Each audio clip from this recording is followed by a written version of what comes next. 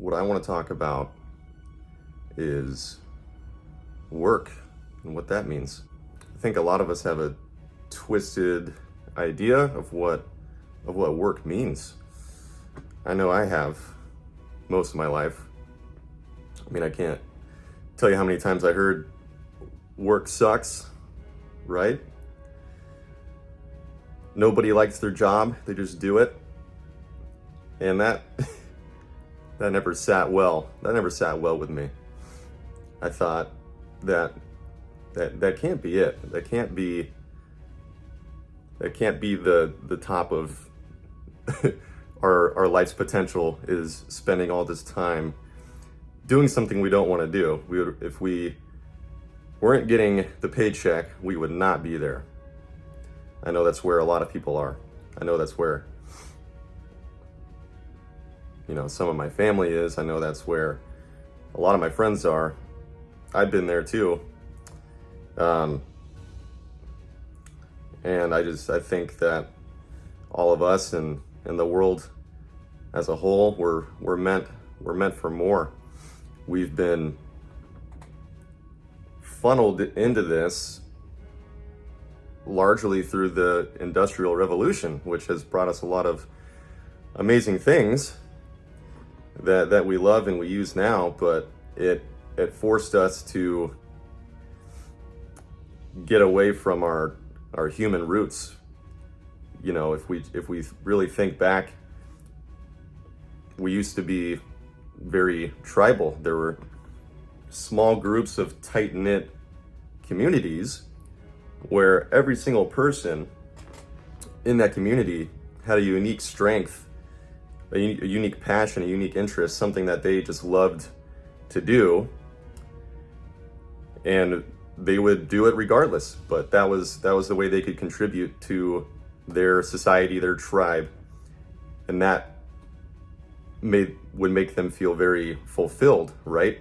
Knowing that you have something that no one else does. You can do it better than anyone else in your tribe.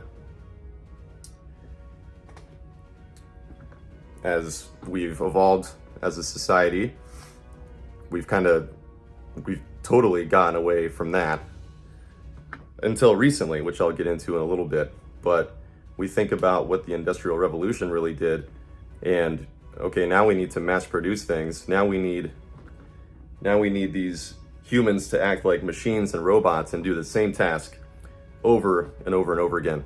8 hours, 10 hours, 12 hours a day, 5, 6, 7 days a week, right? And that's not in our nature. Our nature is to explore things, try new things that we generally have a curiosity for and we want to learn more about. It's not doing this, these mundane repeated tasks. We're not highly specialized insects that can do just one thing. We're not mechanical robots executing tasks. We're meant to be creative. Now that's where this new revolution comes in, of the digital revolution, the internet, really, and social media. We've gotten to the point where we've advanced technology so much, we've been automating more and more and more things, which I know can be scary in some ways. Think about AI taking over the world, right? But if we think about what it's really doing, and I mean, I've heard this from, I've heard this directly from other people, including my brother. What technology can do, and AI, and just everything else. Again, automation. We can automate those repeat mundane tasks that just need to be done, but they don't require any creative effort. And that's the point I want to get to, is that we're meant to create. I know I always feel the best when I'm creating something, and it's when it's something of your own, and it's for you. It's for the people you care about, not for some big company where you don't give two craps about. You're just doing your job, and you just work here, right? And you're just paying the bills. And I'm not saying that's a bad place to be, and sometimes that's where you have to be. But I want to challenge people and invite you to an alternative path. We can break this. We can break this cycle now. Now is the more than ever is the time to identify your unique strengths, what your passions are. Like what do you like to do? What do you enjoy doing? What do you enjoy creating? With the interconnectivity of the internet, there's about 4 billion people online. And, I don't know the exact number off the top of my head, but there's, at least a couple billion, if not more of those, that are on social media all the time, right? And I'm someone that's been like, for anyone that knows me and is a Facebook friend, I haven't been on there a whole lot. I think I've gotten that twisted in, social media is bad. People can hurt each other and post negative things, and that does happen, and that does suck. But it's really, if you crunch to the actual numbers and not just using your feelings and emotions, you would see that 80-90% of what you see posted is actually neutral or positive stuff. It's really good stuff. Things that you want to see, connecting with your friends and family and peers. But as humans, we, as a survival mechanism, the negative experiences we have take up a much bigger space in our brains than the positive ones do, because if we have a bad experience, we need to really know, okay, we have to avoid that poisonous fruit that made us throw up. Okay, we have to avoid that. So that's gonna really stand out in our heads. And I think that's what happens with someone like in my position, where you start to say, I'm just gonna not do that.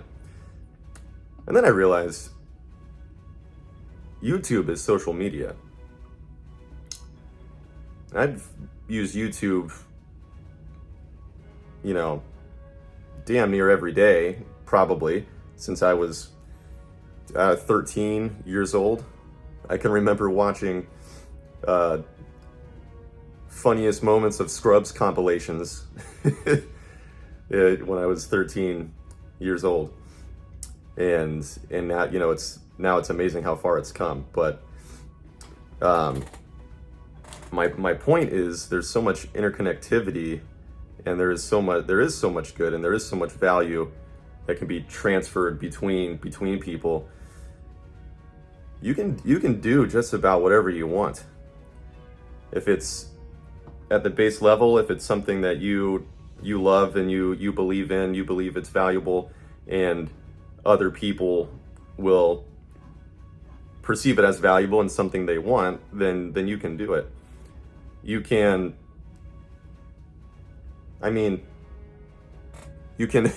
eat hot wings while you interview somebody, and because you have a really novel idea, and you're a good interviewer, right? I forget the guy's name on Hot Ones, but that's a funny show. I love that show. It's so entertaining, and it just sounds so out there. But they were like, we have a really good idea, and we're gonna just go in on it, and we're gonna keep building on it day by day. And look at all the people they've had on there. Look at the millions of people that they've entertained just by doing that. You don't have to follow the traditional path, which is, we're starting to veer away from that, which is the message I want to push out there. That original path is still there, but you don't have to take it.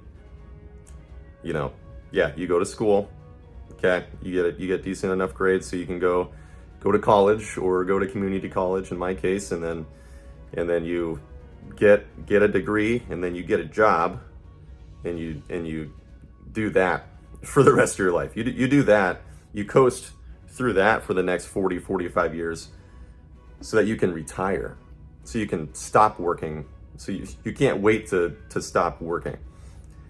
And then you've drained yourself of all your passion and your energy for that 40 years. And yeah, now you're 65. Okay, now you can enjoy life. That is not the way it's supposed to be. That is not the way it's supposed to be. We should be enjoying the journey throughout, And yeah, there's gonna be tough. There's gonna be times that aren't enjoyable, but I think we need to be working towards our intrinsic goals, not goals that are thrust upon us and we just accept as that's the way it is. Silly cat. Now is the best time to get back to our roots, for each person to find their individual strengths and passions, and do what they enjoy doing, create what they enjoy creating, and then provide that to other people. You can, if you love, creating journals, or some kind of arts and crafts, you like knitting, you like doing these kind of things, you can lean into that. You can, all you have to do is create it and then share it to the world. You think, oh, no one else is gonna like this, it's just me. You have a few billion people that you can potentially reach out to. Do you really not think that there's gonna be 10 people that like, oh, that's really cool, I want that, I would pay money for that? It's not gonna be just 10. It's not gonna be just 100. It's not gonna be just 1,000. Depending on how hyper specific you go with it, you can take that route as well.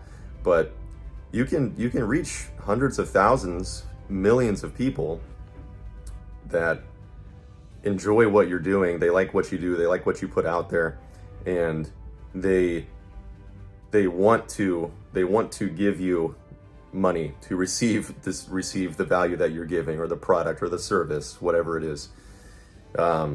It's a mutual exchange where both sides benefit from, right? And yeah, I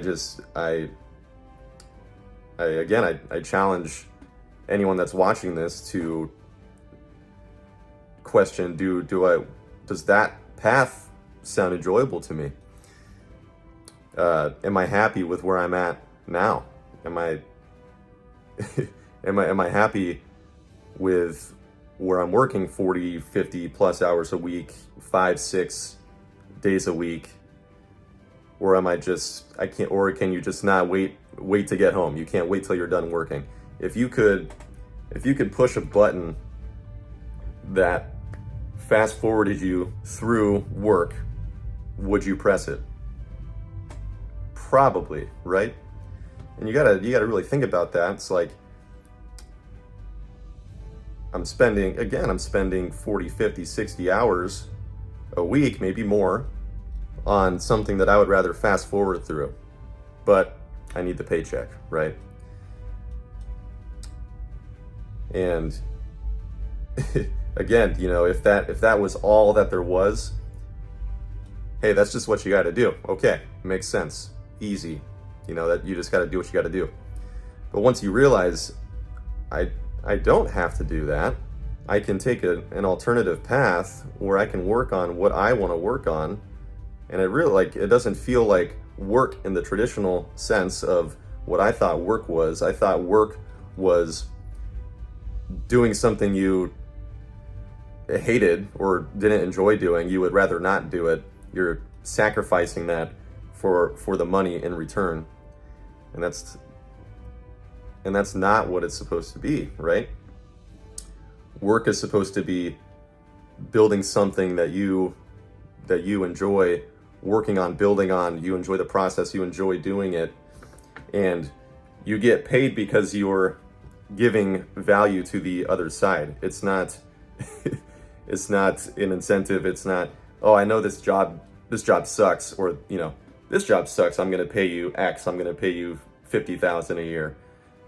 This job, I'm going to pay you 100,000 a year, and therefore that means it sucks more. That's where my brain went when it comes to work and when it comes to pay.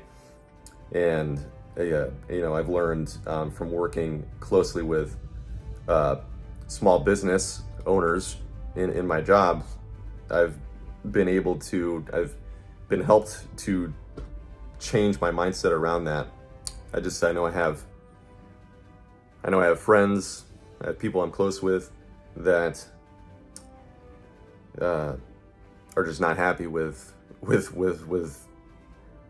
work, with what they have to do to keep a roof over their heads, and it just sucks. It sucks to see that. And I know that they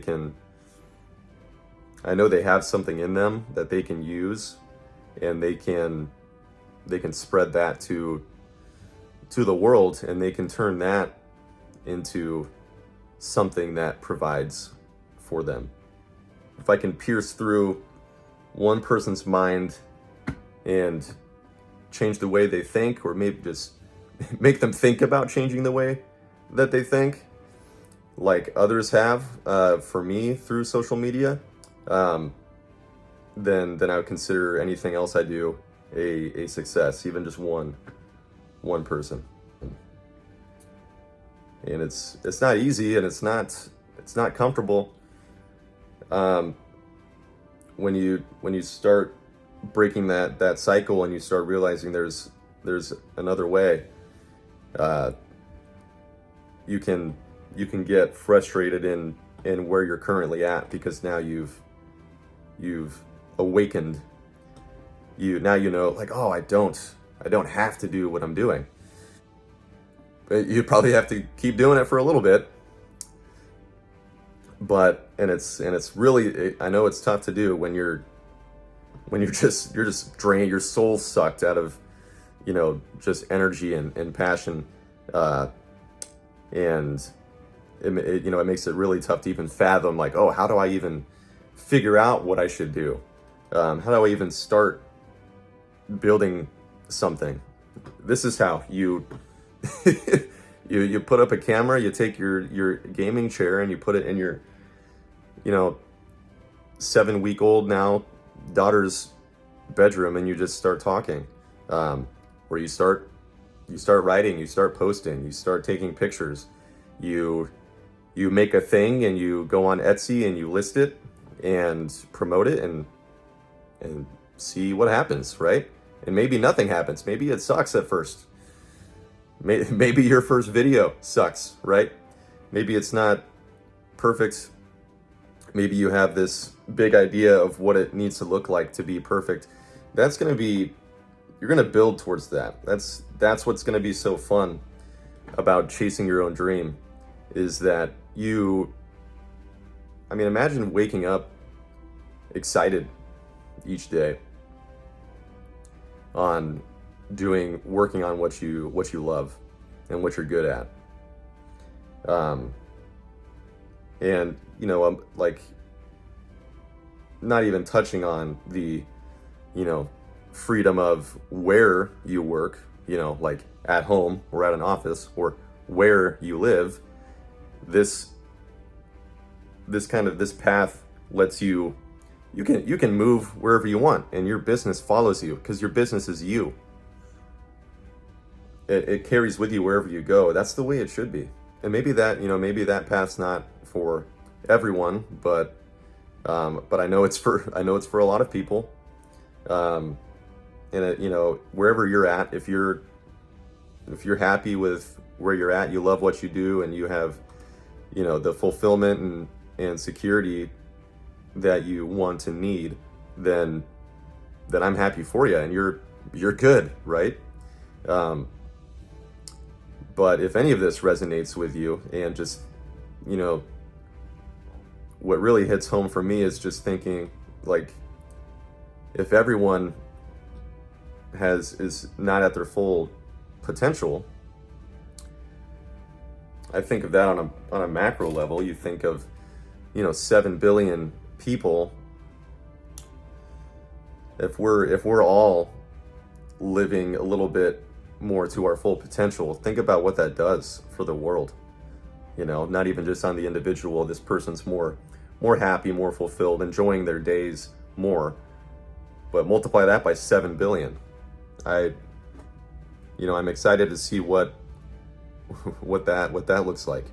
And again, just to touch on this last point, you may think that people aren't going to like what you have to offer, whatever that may be. There's almost 4 billion people on the internet. It's 99.999% of the time, if someone doesn't like what you're doing, one, they may never come across it because they're not searching for those kind of things. Two, they're gonna just totally skip by it, not even notice it, or they're gonna say, no, I don't like that, and they're gonna skip it. Or they're gonna be like, that's dumb, and then they move on. 2 seconds later, they forgot. Very, very, very few people are really gonna take time out of their day to attack you, and it doesn't matter, right? Like, would that person come up to you and say it to your face? Probably not. You just got to blow it off. And again, don't let that 1% negativity cloud the 99% of joy and value that you're spreading to other people. Focus on the people that you are helping. Don't worry too much about the people that don't want it. But you may think, okay, I need to find enough people, and you do. You need to find enough people to consume whatever you're putting out there. But they will come to you. Your tribe, and that's all you really need, is a small tribe, and you can have a big following too. That can work, but you don't have to do that either. You can really have a highly, funneled in kind of idea or concept, and you have a few hundred people that are like just right there with you, and they're loyal, followers, customers, clients, whatever that is. You don't need millions of followers. You don't need to be The Rock. I mean, and then, yeah, you don't need that. But my point is, you be your authentic self, be vulnerable, and put yourself out there. Put the message you want out there. Put what you want to bring to the world out there. And your tribe will come to you. They will stand up from the shadows, from the crowd, and one by one come to you and follow you. If you liked hearing me ramble, you enjoyed the video, then go ahead and subscribe, and I will be posting more like this on a weekly basis, so stay tuned. Peace out.